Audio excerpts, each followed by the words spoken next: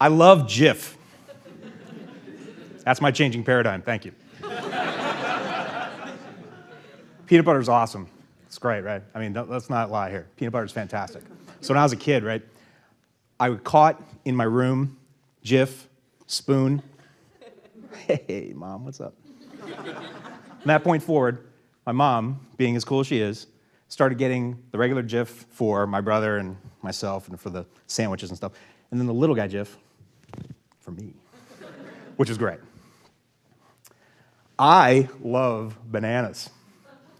Bananas, the world's best fast food delivery system. True or false? True. True.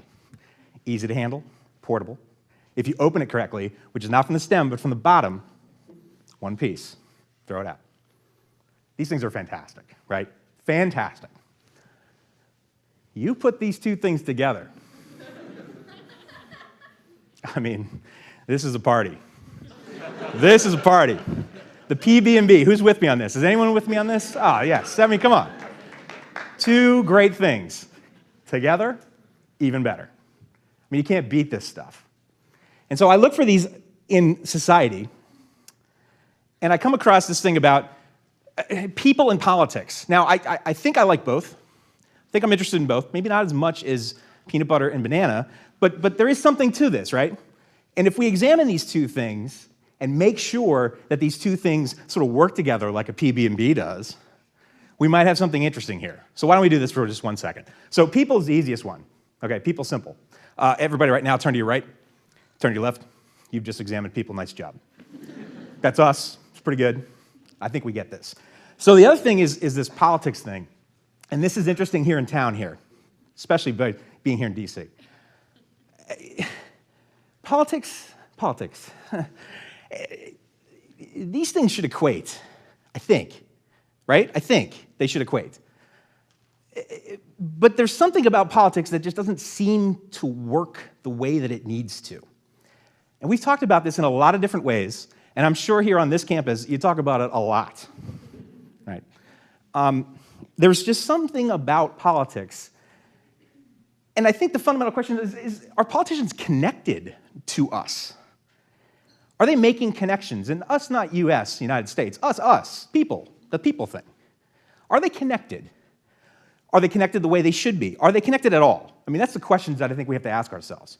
So there's this funky little chart, and I'm not going to ask you to look at it because it's just absolutely insane. But the big thing about it is the title, average wealth. And forget all that stuff. M's. Okay, M's. Now, I went to Syracuse, which is not GW, so you have to excuse me, but I think M's is millions. If you're a millionaire here, good for you. But there's something about this that doesn't match with the people. I can't quite put my finger on it. It's something about not a million. Way not a million. So this connection between people and politics, we have a fundamental problem with that, and that simply is there isn't this connection. And we have tried, believe me, you know this and I know this. This is tried all the time, how to fix the politics thing, how to make this stronger. But the politics thing has to be changed in terms of its fundamental nature, not the idea of the politics. It's the fundamental nature of politics that needs to be adjusted. And my suggestion for changing this paradigm tonight is a thing I like to call politics with purpose. And so I'm going to be focused on a particular area that I think, if we examined it in a certain way, if we activated it in a different way, could make our politics stronger. So what do I mean by that? I'm going to be focused on the .org organizations, nonprofits. Anyone here know a nonprofit? Work at a nonprofit? Volunteer at a nonprofit? Just like nonprofits? Nice. So it's that ooey gooey center in the middle of this that I really want to sort of look at. It's that connecting the .com with the .org and the .gov that makes the world go round, right? That's the part of it that I want to look at. So, if you want to go on me in this crazy ride, the first thing you have to think about with me is nonprofits or businesses. Okay, let's establish this. I'm not a big fan of the word charity, not because I don't like charity. Charity's nice. It's a nice name, actually, too. I don't think saying ourselves are charities as nonprofits really does us justice for the work that is done at nonprofits, because it seems like it's extra. Nonprofits are businesses. We got to pay rent. We got to pay some salaries. Hopefully we're paying a little health care. Hopefully we're doing all these things, which conveniently sounds a whole lot like business. The other thing is our battle cry. No profits without nonprofits. Now you kind of got to be with me on this if our continuing discussion has to happen, because it's a big deal of what I'm about to say. No nonprofits without nonprofits. No profits without nonprofits means to change politics, to change policy, one has to happen before the other. We can't change policy unless our politics are changed. Why? Because the people who get elected fix the policy the most. If you've worked at a nonprofit, volunteered at a nonprofit, you know this, because once a year you do lobby day, and you go up the lobby, and you go to that congressman and you say, damn it, do this better. And they say, damn it, we will. And 10 minutes later and 15 meetings later, your idea is sort of forgotten. So I suggest, don't rage against the machine. Let's rewire it. Let's fix this machine. It's broken. We can fix it. Not a problem. We want a seat at the table. How can we discuss policy? How can we discuss solutions? And you go, so what do you think? You empty chairs. I mentioned the last one, I skipped over the voices and votes, and I did that because I want to hit you with a little knowledge of why voices and votes are vital. Nonprofits make up 10.7 million people every day get up and work at a nonprofit. 10.7. That's 10% of our economy. Another 90 million of you rock stars annually volunteer with nonprofits, and thank you for that. Now, again, I mentioned Syracuse. 10 million, 90 million, let's just say it's a big number. It's big. And it could be bigger if we were connected.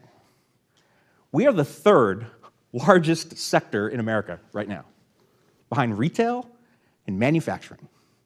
Is the nonprofit sector. Now, most people are, I can see you right now, really? That's insane. And it's true. We are bigger and stronger than we even know as a sector. And so that deserves a wow. Here's why we're so big. Here's why we're so important. Economic impact. Good work charity. Remember, I just mentioned charity, nice name, all that kind of stuff. We drive economic impact. How do I know this? If you work at a nonprofit, you're getting paid, right? Hopefully. If you work at a nonprofit, you're getting paid, which means you have to take that money and pay rent. You got to go out in the community, buy some stuff, fill that rent place that you have. You're impacting the community by putting money back into it. If you're a grant writer, any grant writers in here? If you are, I'm so sorry. That is a tough life. But you know what you're doing? You're writing grants. You're saying how great you are, how great this organization is. You get the money, and it comes in, and where's it coming from? Somewhere else. Well, that money wasn't in the economy until you brought it in, especially if it's from not Washington and you're based here. If it's from California, say, you've brought money into the sector and to the community that wasn't there. That's economic impact. That's pretty good economic impact. That's no profit without nonprofit. What do I mean by that? Am I really getting to here? What makes for a great community? Well, we don't have to think too hard about this because the chambers of commerce around the country have already figured this out. They've already decided this. Go to any chamber of commerce, and they'll say, Mr. So-and-so, we'd love for your business to be in this town, Wyoming. And the reason we think it's great for you to bring your business and your economic impact here is because we have a wonderful healthcare system. We have great colleges and universities and places for your children to learn. We have a wonderful, clean environment. We all need that because we all breathe. We have great places of faith. We have restaurants. We have culture. We have arts. What are they all talking about? With me, everybody. Nonprofits. So let's think about this for 1 second. The pro business sector touts their success by representing the nonprofit sector as a good thing. Yet, we don't. Why? Greatest thing in the world is a napkin. It's great. You know why? Because you can write stuff on it quickly. You're at a bar. I know you guys don't go to bars. I go to bars. You're sitting at a bar, and buddy says, I got this great idea. That's a good idea now. Is it a good idea tomorrow? Going to Canada tonight sounds fun. Tomorrow morning, that is not a good idea. But if you write it down, if you take these great ideas, this turns into your next Facebook. You write this down, this turns into your next university idea that gets you a PhD. Hint, hint. So why don't we write some stuff down about politics? Who's running? Do we have an idea? What's their idea about the nonprofit sector? Do we have an idea? How can we get involved with them? Maybe you should run. Maybe you need to run. You talk awesome stuff. Let's put it to practice. Maybe we need to get somebody to run. I know a great executive director who really gets it. Maybe they can get it a little further. Who has a detailed plan right now, running for office. And I don't mean just president. I mean all the way down to city manager, school board, PTA officer. I don't care who it is. But what's their detailed plan? And most importantly, what's their detailed plan about working with the nonprofit sector? That's key. That's key. So there's three things, and three things only you have to do to think about this. One is participate. Please participate. Please get involved. Whether it's with the organization that I'm representing tonight, See Forward, if it's with another nonprofit, if it's with your school, participate. Nominate. Don't wait for someone to tell you who's running. Run someone. You don't see anybody? Look in the mirror. You run. You don't think you can? Talk to me. We'll run you. Remember the people thing? Just to refresh that, look to your left, look to your right. You just talk to someone who could be good as a candidate for something. Talk to them. Find out what it is. Last one, recreate. Recreate this idea that nonprofits alone can't do anything with politics.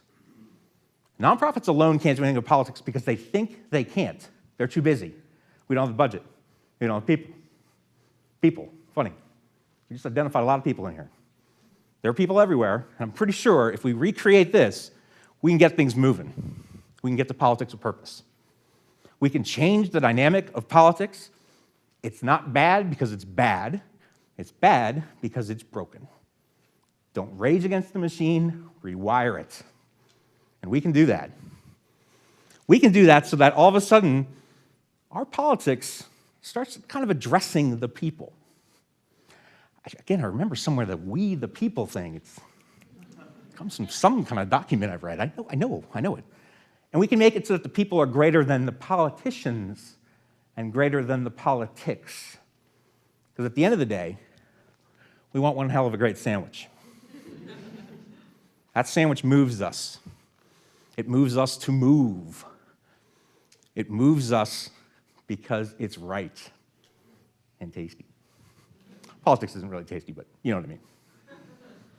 So please, participate. Can we agree to participate? A simple nod of your head means I'm going to make sure you participate. I'm following up with each and every one of you. Nominate yourself, someone else. Get to know the candidates. There are things like town halls. There are things like organizational meetings coming around. There are people running for office in this city right now, in this ward right now. Do you know who they are? If not, find out. There are people in your hometown. Who are they? Who's running? Are you running? Do you have someone to run? Reset the narrative. Don't let the politicians do it. You do it. FOBO, you guys are great. And I thank you guys for doing this. I thank you guys for making this happen. And this is where the shameless plug comes in. Because we have an organization called See Forward that can help you with this. We started last year. We're a 501c4, C4, See Forward. It's pretty interesting. Our whole job is to participate, to nominate, and to recreate. I'm a little older, so in my head now I have an NXS song that had all the words that ended with 8. It's kind of an interesting song. Maybe we can get it played later. It's a really good song. But get involved with us. Who has Twitter here? Raise your hand. Everybody. Who's on Facebook here? Raise your hand. You're already in the system. You're already in the system. Let's get in the system together. Let's find some reasons to run some people, to change some politics, to make policy strong. If you don't believe me, and you say, Doug, you kind of look like a long-haired hippie. You seem a little sort of progressive styling. You're a good-looking man. You're probably not saying that. That's okay. But you're probably saying the other ones. I don't know. Let me tell you what's important to us at C Forward. It's not a D, it's not an R, it's not an I. Those things are monikers that are set up by the system that's in place now. Democratic people, Republican people, independent people, those are political parties. What I want to know is the person behind the D, behind the R, behind the I. What do you have? What is your detailed plan? If you have a plan and it's rock star good, let's share it to the world. Let's get out there on Twitter and share it. Let's get out there on Facebook and share it. If you have someone running in your neighborhood and you say, wow, this guy, he gets it. He gets nonprofits. He gets my sector. He gets what I'm about. We should share this. And not just share it within your own community. Let's share it across communities. Something that's working really well for someone who lives in Boise, Idaho, might work very well in Florida. How would we know? You know how we know? Because we do it already. We do it in every other sector all the time, right? Think of any product that was made at some point by one company. Just think of the monopoly of a company making something really great. And then think about all the other things that came further and further down the line. You might have referenced at the beginning, I like Jif. Like Jif. No product placement, sorry, no plug. I don't get any money for that. I just really like Jif. Nothing wrong with Skippy or Peter Pan or all these other things, right? But there are other places, other companies said, hey, this peanut butter thing, we should probably do this. And they replicate the idea. They replicate some kind of marketing strategy. They replicate the idea of moving an idea forward. The nonprofit sector, we have a great phrase, I love this phrase, co-opetition. Co-opetition is when I smile nicely and say, public health, yeah. Fuck that. Let's make this happen, right? Let's write some grants, let's do this. And then somewhere in the dark recesses of that grant writing, I say to myself, I'm going to take this money from my own organization. Oh yeah, this is going to help my budget. And we do this because there's not a lot of money out there for us. In fact, if you think of it this way, we might very well be thinking about not a lot of money for us because, not because what we're doing is terrible or not needed. Maybe it's because of the leaders that are appropriating that money and putting it somewhere and saying, this is all you need. Well, we know that's not true. We need more. We need more homeless shelters. We need more places where battered women can go and be safe. We need more charter schools. We need better public schools. There's a litany of things we need. And pretty much anything that you think about, somewhere along the line, there's a nonprofit organization representing that somewhere. So let's connect some dots. Let's see this move forward. Let's move forward with ourselves first by participating, nominating second, yourself, someone around you, someone who's already in the queue. Let's get them to ask the question, where is your plan? And let's reset this. Shameless plug. Thank you, guys.